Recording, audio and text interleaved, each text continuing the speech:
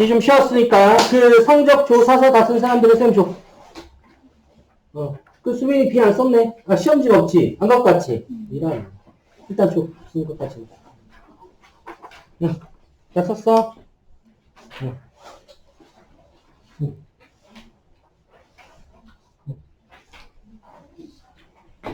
그렇지.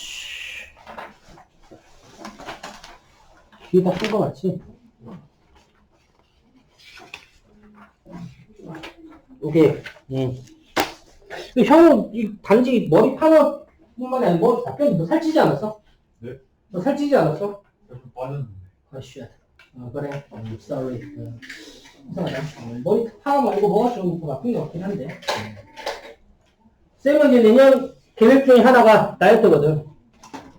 그래서 이제 예전 몸무게 돌아가기 프로젝트가 이제 돌입이 되지. 다이어트 시작 기점 1월 2일. 그래서 이제 내년 1월 1일 다음 주 일요일이지. 토요일이구나. 다음 주 토요일에 일단은 이제 과식이 계획돼 있고. 그래서 마지막 과식을 끝으로 해서 1월 2일서부터 폭풍 다이어트 이제 돌입을 하게 될 거야. 그래서 그 기념으로 이번에 이제 머리도 좀 새로 했거든. 잘 어울리나 성윤이? 영어로 보면 대박 적어. 진심을 담아봐 좀. 네. 똑같은 것 같은데. 자, 예전에 이 색깔 한번 한 적이 있고, 그지? 웬만하면 다 봤고. 수빈이는 처음 보지? 이 색깔을. 그래서, 중간중간에 한 번씩 이제 머리 컬러도 좀 바꾸긴 하는데, 이번엔 이 색깔로 한번 바꿔봤고. 자, 그러면 이제 우리 조금 쉬고 했으니까, 흥부전 이제 후반부, 마저 한번 쭉 확인을 해보도록 합시다. 자, 놀부가 이제 흥부이 하는 말을 그 B로 묶어놓고, 제시하고 있는데, 자, 그거 바로 연결을 한번 지어보도록 해볼게. 갑시다.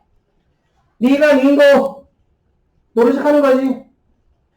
내가 흥부요. 흥부가 네 아들인가? 계속 모른 척이네. 애고 형님, 이것이 몇 말이요? 비옵니다. 경전에 비옵니다. 새끼 굶어 누운 자식 살려낼 길 전혀 없으니 쌀이 되나 벼가 되나 양당간 해주시면 품을 판들 못 갚으며 이를 한들 못 갚을까 끝까지 빌려주기만 하면 내가 어떻게든 갚겠다 그 얘기 하는 거지. 또 옛일을 생각하여 사람을 살려주오.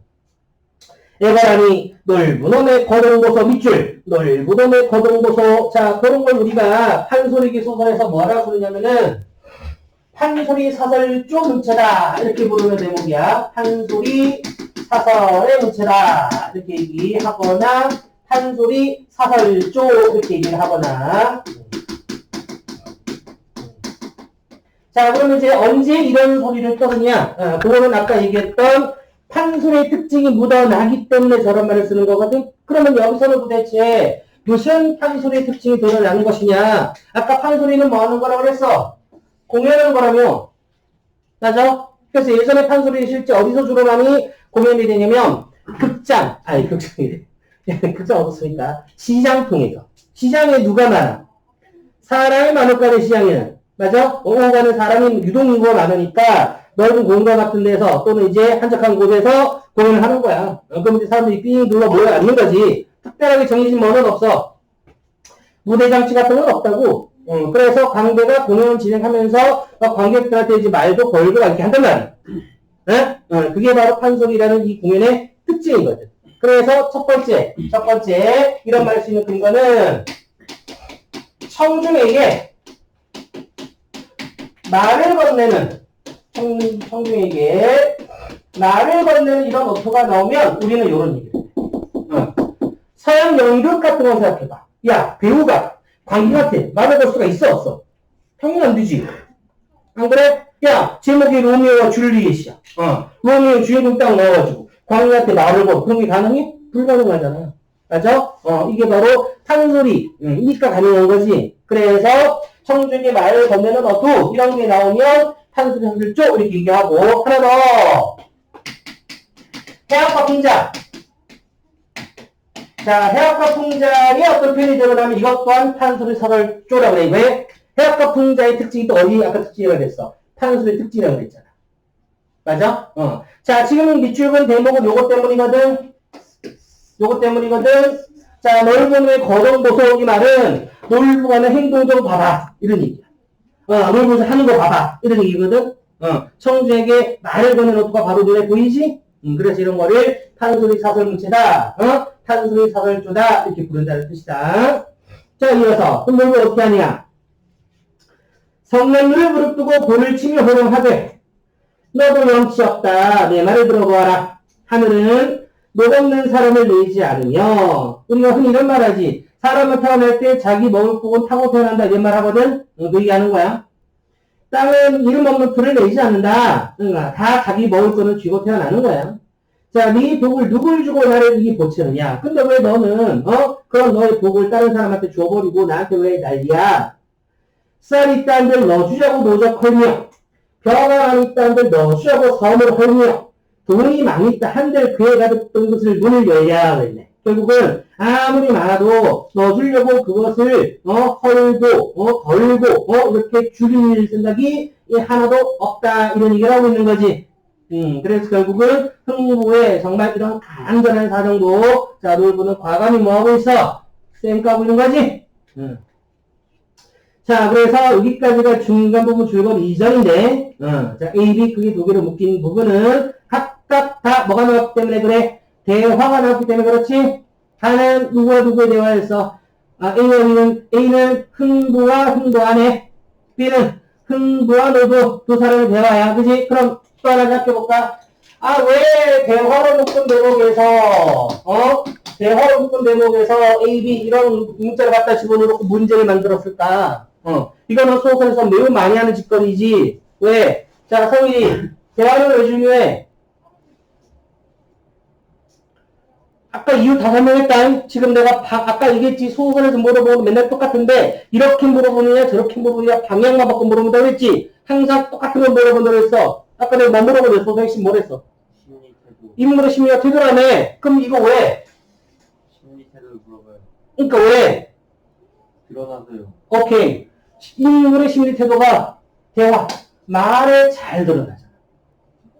이 사람들이 어떻게 말을 하느냐를 잘 들어보면 그 해당 상황에서 그 인물의 심리와 태도가 잘 드러나. 즉, 대화를 쓰는 이유는 인물의 심리와 태도를 더하기 위해서 생동감 있게, 현장감 있게 표현하기 위해서기 때문에 그래서 대화를 쓰는 거기 때문에 대화를 해보면 인물의 심리 태도가 훨씬 더 잘 드러나 있다 그 얘기지.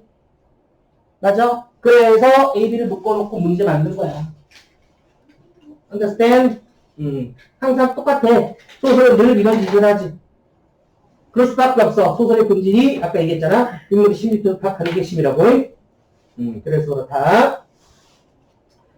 자, 이제 중간 부분 줄거리 한번 읽어볼까? 어렵게 살던 흥부는 어느 날 브라운이 습격을 받아 다리가 부러진 제비 새끼를 구해주고 박씨를 얻어 큰 부자가 돼. 자, 이제 하람보다 놀부놈의 거동 고소 밑줄 이런 거 아까 뭐라고? 판소리 사설문체. 판소리 사설쪽. 또 나오지? 동지 섣달부터 제비를 기다린다. 자, 동지는 몇 월? 음력 12월, November. 섣달은 음력 12월, December. 오케이? 동지와 섣달은 연말 쪽이다, 그지? 11월, 12월이니까. November 생일자 손.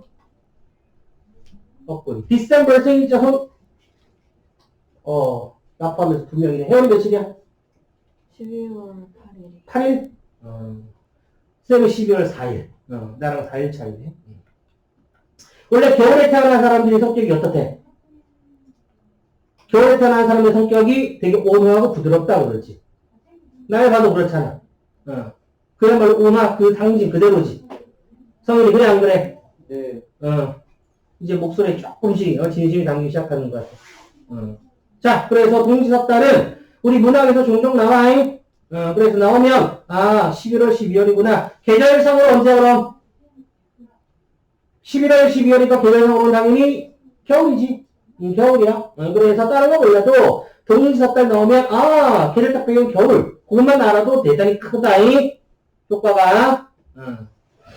어쨌든 겨울부터 바로 기다려. 제비를 기다려. 제비는 언제 오는데? 제비는 언제 와? 무슨 계절에 와? 봄에. 제비는 봄에 나오거든. 강남 갔던 제비가 돌아온다 그러잖아. 그러면 들어갔니? 강남이 어디요? 서초동? 압구정동? 강남은 태국이야. 태국. 그래서 우리나라에 겨울이 오면 춥잖아. 제비들이죠. 태국까지 밑까지 내려가. 갔다가 봄 되면 다시 올라. 그래서 옛날부터 강남 갔던 제비가 돌아오는 계절 이런 얘기가 보면.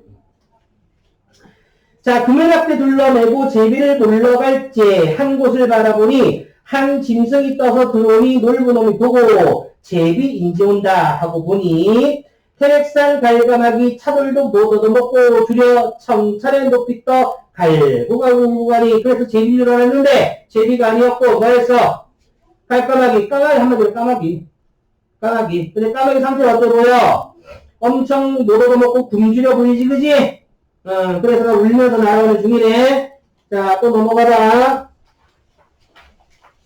자, 놀부 눈을 멀겋게 뜨고 보다가 할일 없이 동네 집으로 다니면서 제비를 제 집으로 몰아들이되 제비가 안 온다. 그래서 제비를 엄청 기다리고 있는 놀부의 모습이고, 자, 기다리는 제비 오지 않고 뭐만 지나갔어? 까마귀만 지나갔다, 그치? 이어서 그달 저달 다 지내고 3월 3일이 다다르니, 자, 이제 계절이 흘렀어. 3월이야, 3월. 이제는 봄이지, 봄. 3월 3일. 강남서 나온 집이 여기 나오잖아. 강남서 나온 집. 강남이 우리가 알고 있는 강남, 압구정동 이런 데 아니고 태국이야, 태국.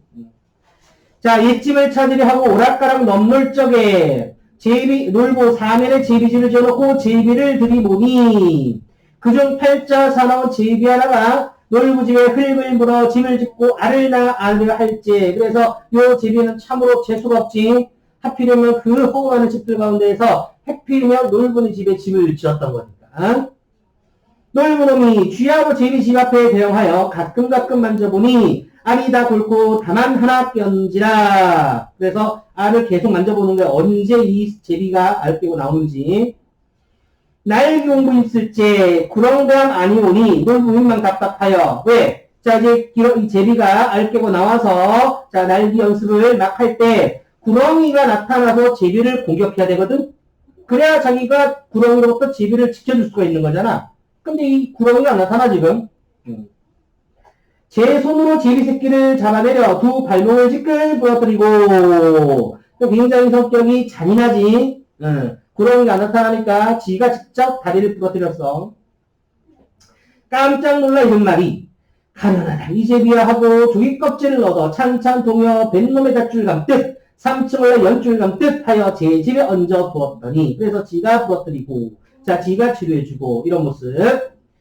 자 10여 뒤에 그 제비가 9월 9일을 당하여 두 날개를 펼쳐 강남으로 들어가니 강남 황제 각처 제비를 전구할 때 이 제비가 다리 절고 들어와 복지하니 황제 제신으로 하여금 그랬어. 자, 그래서 이제 12월 뒤 그 제비가 9월 9일을 당해서 9월 9일 시간이 많이 흘렀지. 자, 강남으로 날아갔는데 자, 보니까 제비 중에서 황제 제비도 있는 것 같고 제신 그러다 보니까 여러 신하들 제비도 있는 것 같고 맞아? 자, 여기서부터는 이제 제비를 뭐해서 표현하고 있을 것 같아? 의인화에서 표현하고 있다는 것도 이제 나타나겠네. 요 밑에 즉 시로 묶인 대목은 제비를 의인화해서 만든 표현이야. 자, 어쨌든 다리 부러진 제비가 와서 엎드리니까 황제 제비가 이제 물어보는 거야. 이유를 말해라 그랬더니 제비가 아뢰되 작년에 웬 박씨를 내어 보내어 흥부가 부자 되었다 하여 그 형 놀부놈이 나를 여차여차 하여 절뚝발이가 되게 하였사오니 이 원수를 어찌하여 갚고자 하나이다. 황제가 이 말 들으시고 배경하사 가라사대 이놈 이제 전답지물이 여유롭되 동기를 모르고 동기는 형제지간을 동기라 그런다. 형제지간을 동기라 그래. 같은 기운을 타고 태어났다 그 얘기야. 같은 부모 밑에서 같은 에너지를 같은 DNA를 갖고 태어났다 그래서 동기야. 형제지간을 가리킨다. 동기를 모르고 오름에 벗어난 놈을 그지 윤리고 도덕이고 있다고 놀갈 데는 없잖아.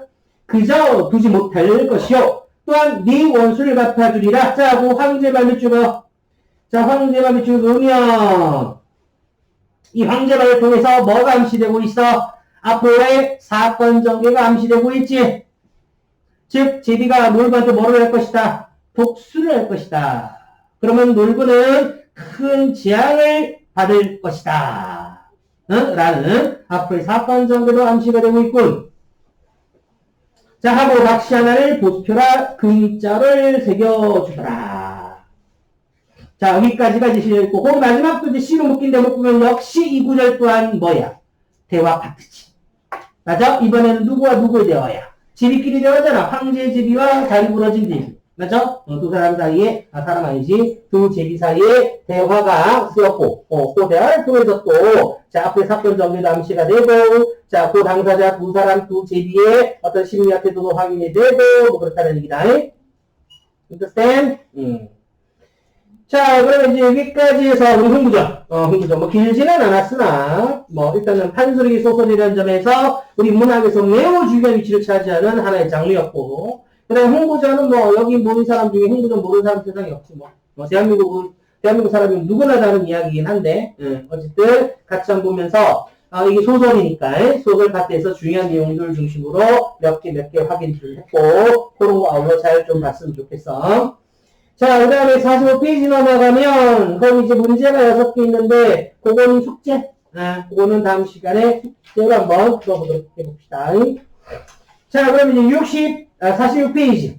40페이지 넘어오면, 이제 갈래가 바뀌어서, 극과 교술 갈래 이해, 뭐 이렇게 나오네. 극과 교술 갈래 이해 이렇게 나오는데, 자, 그 대목은 이제 일단 뭐, 개념과 이론도 이제 일부 조금 이제 나오지. 개념과 이론이 일부 조금 나와서, 자, 일단 뭐 개념, 이론 일부 조금 한번 살펴보고, 그 다음에 뒤로 가서 이제 좀 이따가, 작품, 그거는 이제 시간이 되면 이제 작품 하나 볼 거고, 시간이 안 되면 그 작품 보는 것부터는 이제 다음 시간으로 갈 수도 있는데, 여하튼, 자, 극과 교수관련 이해, 우리 개념 나오는 그 대목들은 한번 쭉 살펴보면서, 한번 진행을 또 해보도록 할게.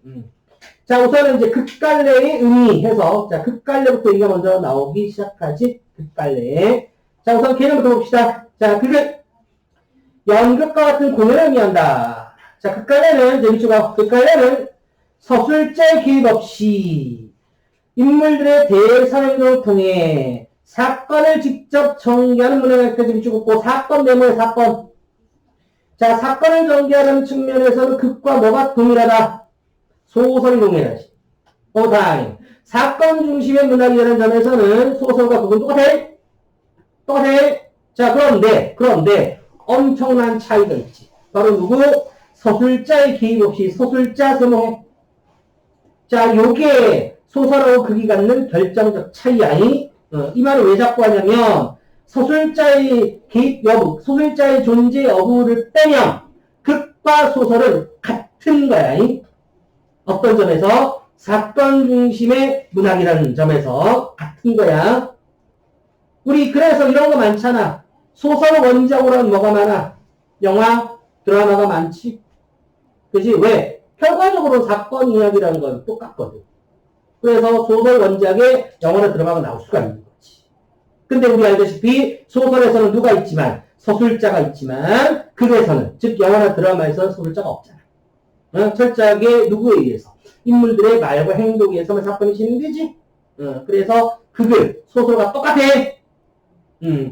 뭐 어떤 점에서? 사건 중심 문학이라는 점에서 차이는 오로지 서술자의 유무. 그래서 극은 수능에 출제가 잘 된다 안 된다? 안 돼. 왜? 소설하고 똑같잖아. 사건 중심 문학이라는 점에서. 맞아? 그런데 누가 없어? 서술자가 없잖아. 맞아? 서술자가 없기 때문에 이해하는데 소설보다 어려워, 쉬워? 쉽거든. 그래서 수능에서도 그건 잘 출제하지 않는 갈래긴 하지. 자, 그러나 잘 안 된다라는 것 뿐이지 안 되는 건 아니고, 특히나 우리가 예신에서는 또 한 번씩 만나는 갈래기도 하고, 개념을 잘 가져야 되고. 자, 이어서 갈게. 자, 희곡 시나리오 등이 여기에 해당한다. 자, 그 다음 밑줄거. 소설과 마찬가지로 어떤 인물이 겪는 사건과 갈등 중심으로 이야기하시는 거 밑줄거. 지금까지 선생님이 떠들었던 내용이다. 그러나 소설과는 달리 공연, 상영 이런 걸 전제로 하지. 그래서 희곡은 상영, 공연을 전제로 하고, 자, 영화는 상영을 전제로 하잖아. 맞지? 그래서 이제 좀 다른 측면이 있다라는 거야. 그래서 인물의 대사, 행동 이것뿐만 아니라 무대, 의상, 소품, 음악, 음향, 효과, 조명 이런 것들, 이런 것들이 또 나름대로 역할을 하겠지. 그래서 실제로 얘네가 제대로 된 시나리오는 사실 본 적이 없겠지. 영화 시나리오 같은 거 보게 되면 우리 저기 뭐야 그 어디야 저기 아카데미 가서 영화 그 저 상 받은 사람 있잖아 감독. 그 봉준호. 봉준호 감독의 기생충사 봤니? 그 보면 봉준호라는 사람이 상 받을만 해 안 해? 하지. 근데 이게 사실은 니네가 시나리오를 보면은 시나리오랑 실제로 저기 찍은 거랑 편집한 거랑 이렇게 보면은 영화 감독이라는 사람이 굉장한 어떤 그 상상력, 엄청난 창작력과 상상력이 없으면 영화 감독은 못하겠구나라는 생각이 들어요. 네, 시나리오는 말 그대로 그냥 글만 몇 자 적혀 있는 거잖아. 아무것도 없는 거거든. 근데 그걸 가지고 영상으로 만든다는 얘기는 입체화시킨다는 뜻이야. 배경부터, 시간, 장소, 그지? 배경부터, 그 다음 인물, 의상, 인물 캐릭터 설정, 모든 게 감독의 상상력에서 나오는 거거든. 그래서 시나리오라는 분명히 베이스가 있긴 하지만 이건 거의 무에서 유를 창조하는 작업이 영화를 만드는 작업이에요. 내가 봤거든, 실제 시나리오. 영화 시나리오를. 물론 그 영화는 망했어. 망했는데, 그럴 수밖에 없는 게 감독의 역량이 좀 많이 부족해 보이더라고. 그러니까 시나리오를 기본으로 해서 이제 정말 100% 이상의 어떤 감독만의 어떤 그 생각이 이제 표출이 돼야 되는 건데, 그게 조금 안 보였던 것 같아요. 근데 그런 거에 비하면, 봉준호라는 사람은 참 대단한 것 같아요. 정말 화면을 잘 특히 이제 이거 어떤 장면에 어떤 걸 집어넣고, 요 장면을 보여주는데 어떤 각도에서 어떻게 보여주는 거, 이런 것도 다 감독이 생각해야 돼. 오른쪽에서 정면에서 보여줄 건지, 뒤에서 보여줄 건지. 요 파트 다음에 어떤 장면을 보여줄 건지.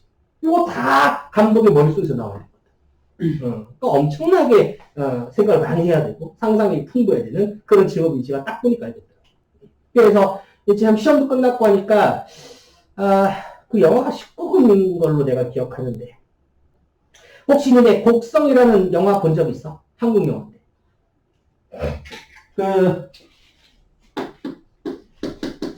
19금인지 아닌지 기억이 잘 안 나네. 19금이었나? 근데 야해서 19금이 아니라 주제 자체가 조금 이제 많이 조금 무서워서 저게 19금이거든. 그러니까 잔인한 장면도 사실 없고 뭐 야한 장면도 사실은 없어. 그런데도 제가 아마 19금일 거야. 니네가 알고 있는 저 못 봤더라도 유명한 대사는 다 들어갔을 걸. 무엇이 중요한지 한번 좀 들어봤지. 무엇이 중요한지. 그 대사가 유행했던 그 영화가 저 영화였는데. 저 곡성 시나리오가 영화 만들어지기 전에 충무를 돌았었거든. 돌았었는데, 저 영화 시나리오만 보고, 토한 사람 둘, 그 다음에, 체한 사람 하나. 시나리오만 보고. 그 중에 체한 사람이 봉준호 감독이었어. 보고 바로 체했대. 시나리오만 봤는데 너무 무서워가지고. 그래서 실제로, 영화 이거 저걸 보면, 보통 이제, 그 무서운 영화를 하더라도 이렇게 조여주고 풀어주고 긴장감 이완 이걸 교체하는 게 일반적이거든. 얘는 처음부터 끝날 때까지 다 긴장감을 놓을 수가 없게 돼. 그래서 계속 막 관객들을 막 몰아붙여. 그래갖고 상당히 시나리오만 봐도 되게 무섭고 그래서 뭐 체한 사람도 있고 뭐 토한 사람도 있고 뭐 그랬다 하는데 실제로 저 영화는 조금 이제 그런 느낌이 있어. 그래서 만약에 공포물을 좋아하지 않는 사람이다. 그러면 저 영화는 비추. 절대 보면 안 돼. 저거 보고 나면 적어도 일주일간 잠을 못 잘 수 있어. 그런데 공포물 좀 좋아한다. 그러면 강추. 한 2시간 가까이 아주 심장이 계속 쪼그라들 거예요. 그렇다고 잔인하지 않아. 야하지도 않아. 그냥 사건 구성으로만 심장을 막 쪼개 만들어. 그래서 혹시 공포물 좀 좋아하는 사람 있으면 뭐 시험도 끝났겠다. 한번 잠깐 시간 내서 뭐 봐보는 거 나쁘지는 않을 것 같아서 한번 얘기한 거고 지금 이제 극도 만난 느낌에 자 어쨌든 뭐 그렇다. 그 다음에 이제 우리 상자를 보게 되면 자, 도전에서는 이제 가면극이 극단에 해당한다라고 되어 있지. 그리고 인형극도 보이고 가면극, 인형극, 전통극. 우리 전통극들은 가면극, 인형극 두 개가 있어. 그다음에 현대로 오면 이제 희곡화 시나리오가 있지. 희곡화 시나리오. 그래서 자, 이런 게 이제 극갈래들이다. 그래서 이제 2학년 올라가면 가면극, 인형극 이런 것들도 배워. 가면극, 인형극. 그렇다고 뭐 딱히 특별한 건 아니고, 가면 쓰고 연극하는 거고, 인형으로 연극하는 거야. 그것만 달라.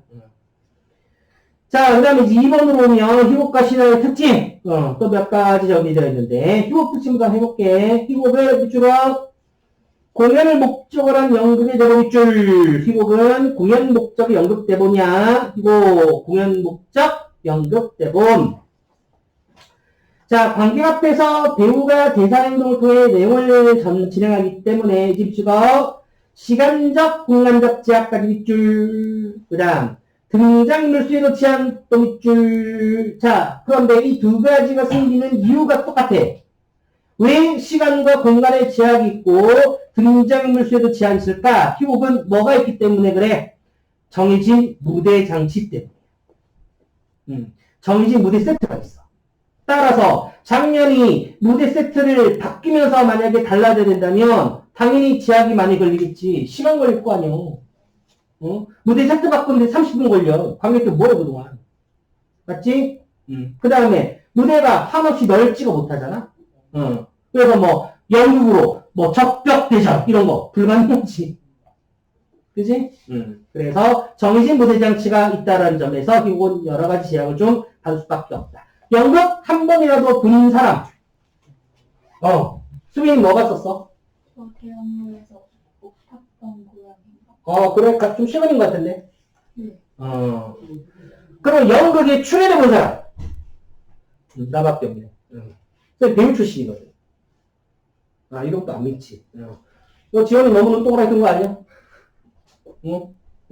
우리 이제 배우들 중에서 굉장히 이제 그 카리스마 넘치는 개성파 배우들 있잖아. 그런 배우가 될 수도 있었었어. 조금 더 했으면. 물론 이제 한참 전 이야기지만. 근데 이제 중간에 때려쳤기 때문에 자 지금은 못하고 있지만 한때 이제 연기에 대한 꿈이 또 있었다.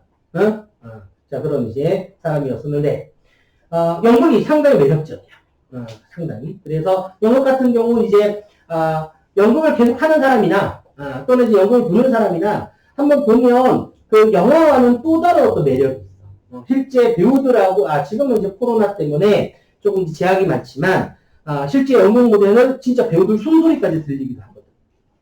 그래서 굉장히 바로 내 눈앞에서 정말 어떤 생전 하나의 사건을 본다는 이 느낌이 되게 강하고 그리고 그 배우들의 연기를 보는 맛이 영화를 보는 거랑은 완전히 또 좀 다른 차원의 어떤 또 매력이 있어서 영화 같은 경우 이제 한번 잘 보고 나면은 좀 좋은 나름대로 좀 괜찮은 취미 생활이 될 수도 있어. 연극 한 편씩 관람하고 오는 거. 요즘 코로나 때문에 조금 그렇긴 하지만 나중에 뭐 시간 되면 또는 대학 가면 한번 연극 봐봐. 재밌어. 한 번씩. 자, 그러면 그 밑에 상자 있는데 그게 바로 이제 희곡의 특징이지. 자, 했던 얘기를 또 반복하는데 하나씩 확인해 보도록 합시다. 첫 번째가 무대 공연을 전제로 했다. 이게 거의 다음 대사와 행동의 문학이 더 밑줄. 대사 행동의 문학이 밑줄. 그리고 밑에 적어. 왜 희곡은 대사와 행동의 문학이어야 하느냐? 왜 인물의 말이나 행동, 이것이 중심될 수밖에 없느냐? 이유는 누가 없어서야? 서술자가 없기 때문에. 옆에서 설명해줄 서술자가 없어. 따라서 100%지. 100% 인물들의 대사와 행동으로 밖에 사건 적용 못해. 그래서 희곡을 대사와 행동의 문학이다. 이렇게 불러. 이어서 대입과 별도의 문학 밑줄. 밑에 적어. 뭐랑 똑같다고 적을 거야? 소설하고 똑같은 거야. 사건 중심 문학이란 말이 이렇게 하는 거야, 지금. 소설에서 사건은 결국은 뭐다? 갈등이거든. 사건의 문학, 갈등의 문학. 그게 소설이야. 뭐랑 똑같이? 극이랑 똑같아. 희곡도 그렇고, 시나리오도 그래. 오케이. 마지막, 현재 진행의 문학이래. 자, 현재 진행형 밑에 적어. 관객의 눈앞이라고 적어. 관객의 눈앞. 요거 연극 보러 가잖아. 그지? 그러면, 현재, 관객 눈앞에서 그 사건 벌어지는 거 아니야? 맞지? 그래서 현재 진행형 문학이야. understand? 자, 그 다음에 이제 그 밑에 희곡은 우리 주고 해설과 지시문 대사. 자, 해설, 지시문, 대사를 우리가 희곡의 3요소 이렇게 불러. 해설, 지시문, 대사. 자, 밑에 보면 이제 희곡 일부 갖다 더 넣어놓고, 해설, 지시문, 대사를 보겠다, 얘기니까, 뭐 지금 내용까지 볼 거 없고, 뭐가 해설이고, 뭐가 지시문이고, 뭐가 대사고, 확인만 할게. 자, 먼저 꼭 기억으로 묶인 대목 있지. 무대 설명하고 있는 그 부분. 자, 이제 밑에 설명 읽어볼게. 해설은 작품 첫머리에서 작품 첫머리 동그라미. 해설은 작품 첫머리에서 작품 첫머리 동그라미. 자, 등장인물, 장소, 무대 장치 설명한 걸 해설이라는데. 그러면, 야, 해설은 어디만 볼 수 있어? 작품 첫머리에서만 볼 수 있다. 그럼 니네 이때까지 중학교 거쳐서 현재 고등학교 1학년 더 끝날 때까지 희곡 작품 몇 개 봤잖아. 거기서 니네가 해설을 봤을까? 아마 못 봤을걸? 왜? 해설을 보기 위해선 뭐부터 봐야 돼? 작품 제일 첫머리부터 봐야 돼. 그래야 해설을 볼 수 있는 거지. 근데 우리가 교과서에서 봤던 부분은 전부 다 중간 부분이잖아. 해설을 만났을 리가 없지. 오케이? 해설은 어디서만? 작품 첫머리만 존재한다. 자, 그 다음에 그 위에 지금 이은 보면 괄호 안에 화살 쪽 가리키면 뭐 이런 거 있지? 자, 이런 거 밑에 설명할게. 지시문이라 지시문. 자, 이 집이 주고 동작 지시문, 무대 지시문. 많이 뭐 다 설명하고 있지. 동작 지시문은 뭘 지시하고서? 인물의 행동, 동작, 표정 이런 거 지시하는 거고, 무대 지시문은 무대 장치 설명하는 거야. 간단하지? 자, 그럼 대사는 돼 있으니까 됐고, 옆에 시각해. 자, 대사는 등장인물 하는 말로 대화, 독백, 강백이다. 그랬는데, 그거는 오른쪽 조그마한 상자, 대사의 종류 3개 보이나? 이거 확인할게. 자, 대화는 등장인물들은 서로 간에 주고받는 말을 대화라 그래. 자, 독백은 등장인물이 혼자 중얼거린다. 자, 옆에다가 이렇게 그려놔. 옆에다가 이걸 그려. 무대. 이렇게 그리면 돼. 그려, 독백 옆에다가. 자, 무대 위에 인물 몇 사람 있냐? 한 사람 있지? 적게 하는 말이 독백이다. 이해됐어? 여러 사람 있을 때 하는 거 독백 아니야. 독백은 이렇게 혼자 있을 때 하는 거 혼자. 맞아? 그 다음. 자, 방백은 등장인물이 혼자가 여러 명 있어. 여러 명 있는데 그 중에 여러 명 있음에도 불구하고 뭐 하는 거? 혼자만 하는 거지. 그러면 봐. 독백과 방백의 공통점은 뭐야? 혼잣말이라는 점이지. 독백과 방백의 공통점은 혼잣말이야. 차이점. 독백은 여기 혼자, 무대 위에 혼자 있어. 방백은 무대 위에 여러 명이 같이 있어. 이해됐어? 예를 들어, 자, 현우가, 대학교 입학 기념으로, 친구로부터 소개팅을 받았지. 현우, 자, 너 이상형 누구야, 이상형? 내가 알만한 사람으로, 연예인으로 한번 비유를 해봐, 이상형. 없어? 설마 아이디는 아니지? 그럼 넌 나의 적이 되는 거야. 없어? 이상형? 딱히 없습니다. 딱히, 그럼 지수해, 지수. 네. 지수 알아? 네. 블랙핑크? 오케이. 자, 그래서 이상형이 지수야. 그래서 소개팅에 딱 나갔어. 그런데 지수랑 정반대가 앉아있는 거지. 자, 너 그때 기분이 어떨 것 같아? 되게 실망스럽겠지. 그지? 그래서, 자, 앉자마자 딱 보고, 나 이상형 지수랑 너무 극단적인, 그래서, 오늘 소개팅은 씨발 좋댔다. 이렇게. 네 속마음이야. 그 얘기를 뱉으면 돼야 안 돼. 그건 앞에 있는 사람한테 실례잖아. 그 자기 속마음이니까. 근데 이게 연극이라면 뭐지, 연극이라면. 연극이라면 뱉어줘야지. 왜? 관객들이 들어낼 거 아니야. 맞아? 그렇게 혼자 하는 말. 실제로 혼잣말이지만 관객들은 들어야 되니까 입으로 뱉어주는 말. 그게 뭐다? 그게 방백. 오케이? 톡백은 소개팅 마치고 집에 돌아왔어. 방 안에 혼자 있는 거지. 얘기하는 거야. 야, 오늘 소개팅? 대학 와서 처음 하는 소개팅은 기대 많이 했는데 애기 씨는 뭐야? 그럼 독백이지. 이해됐어? 그런 차이가 있다. 자, 그래서 이 곡은 여기까지고 다음 두 번째 시나리오 가볼까? 시나리오 밑줄. 시나리오는 상영을 전제로 영화 드라마의 대본을 시나리오라 하더라. 그래서 아까 시나리오 잠깐 했었지. 자, 희곡처럼 글자 기입 없이 똑같아. 거기니까 역시 없고 등장물의 대사행동 당연한 이야기고 하지만 영상 매체로 내용 전달하는 게 희곡과 좀 다르지. 따라서 밑줄 가르줄이야. 촬영 장소나 시간 조정, 컴퓨터 그래픽 기술 등 이용, 자, 밑줄어 이런 이유로, 자, 시간과 공간에 대해 적어 밑줄이야. 상대적으로 적다는 얘기지. 이해됐지? 그러니까 상대적으로 시나리오는 영상에 담으면 그만이기 때문에 시간과 공간에 대한 제약이 적다라는 건 충분히 이해되지? 자, 이제 밑에 특징 상자. 영상화를 전제했다. 됐고.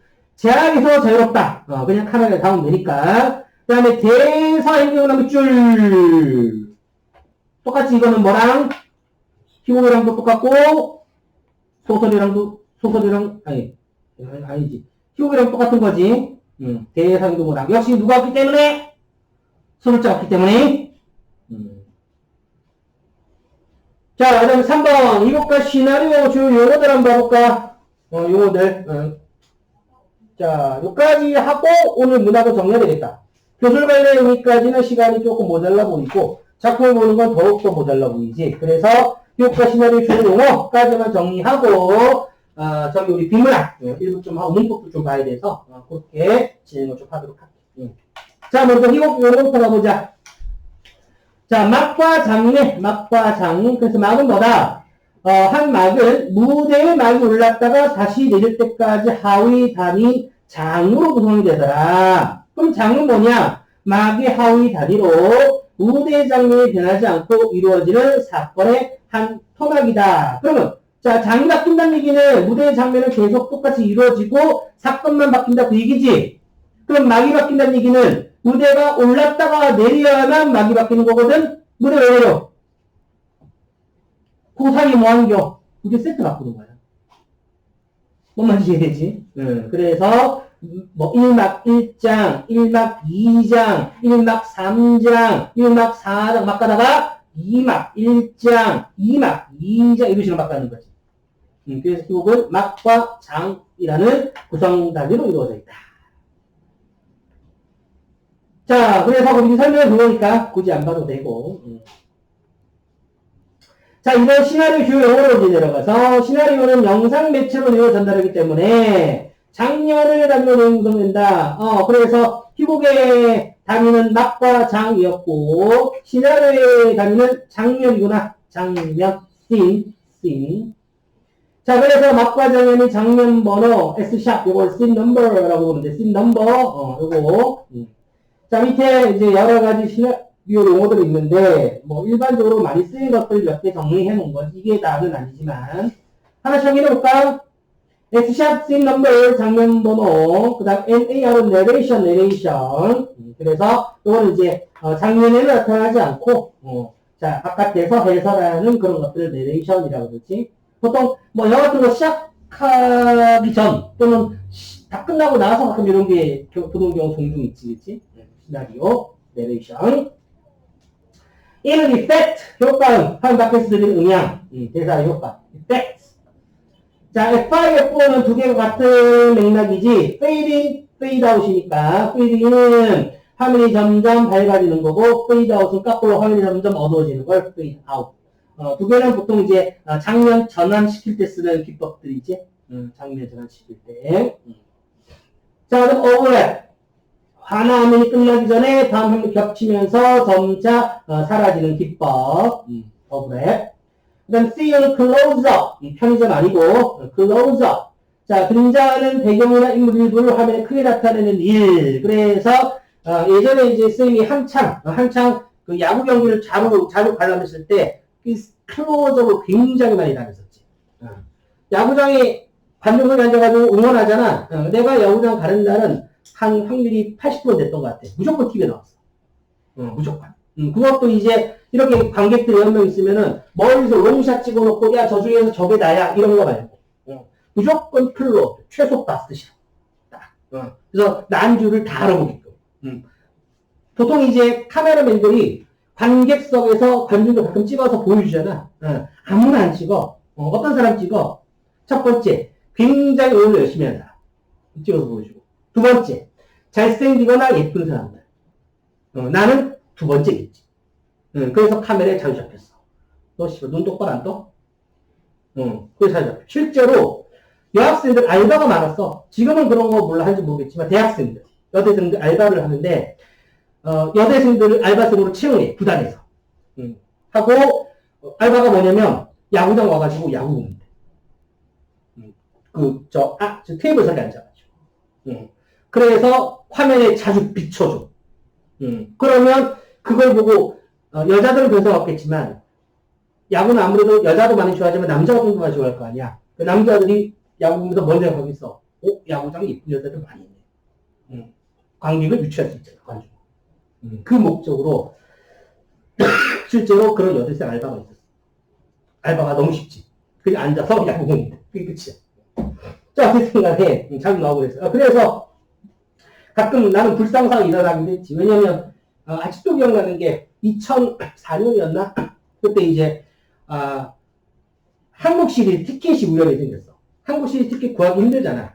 근데 거기 생겨서 그걸 보러 갔었는데 야구는 이제 저녁에 하다 보니까 요게 뭐 겹쳐. 학원 수업 시간은 겹치잖아. 그래서 어떻게? 학원 수업을 하게 되면 야구를 못 보러 가. 맞아? 그럼 어떻게? 뭘 빼야 돼? 학원을 빼야지.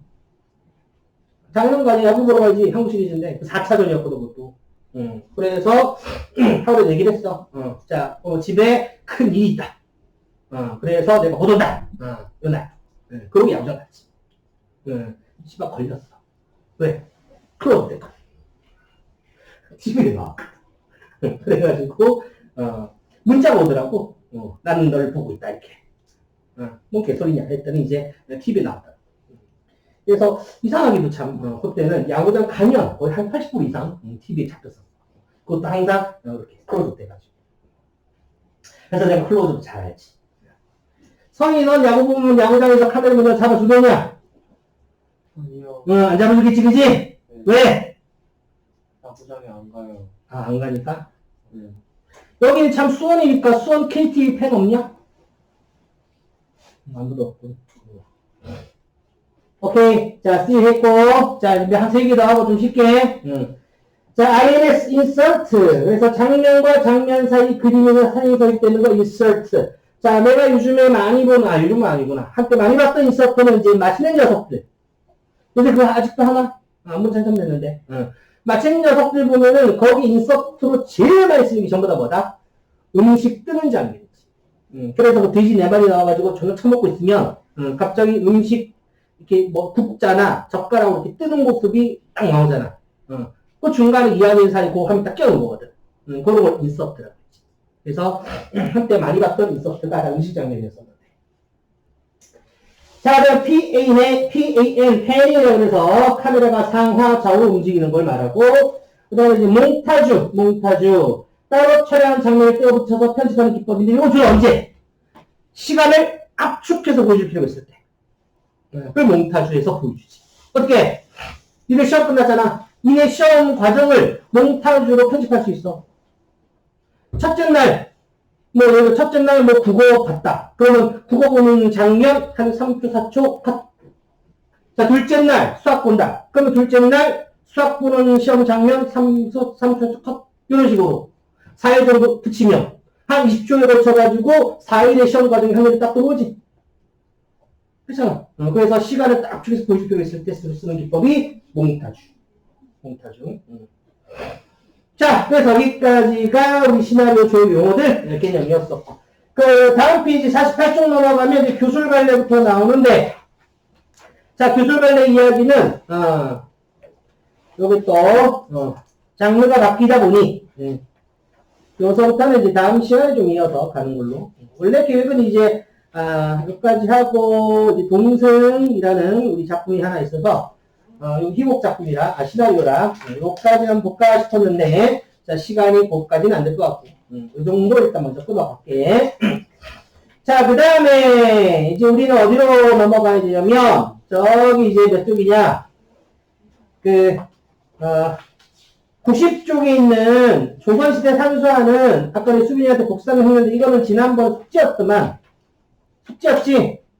근데 아무도 안 풀었을 거고 그래서 숙제였으나 아무도 풀은 사람이 없었을 거라고 예상이 돼서 자 그냥 요거 조선시대 산수화 요거 하고 그 다음에 그 다음 챕터 추론조 독해 요 후반부부터는 다음 시간에 좀 이어가는 걸로 그렇게 하도록 할 테니까 유문학 지문은 그거 하나 정도 한번 같이 해보도록 하려고. 오케이?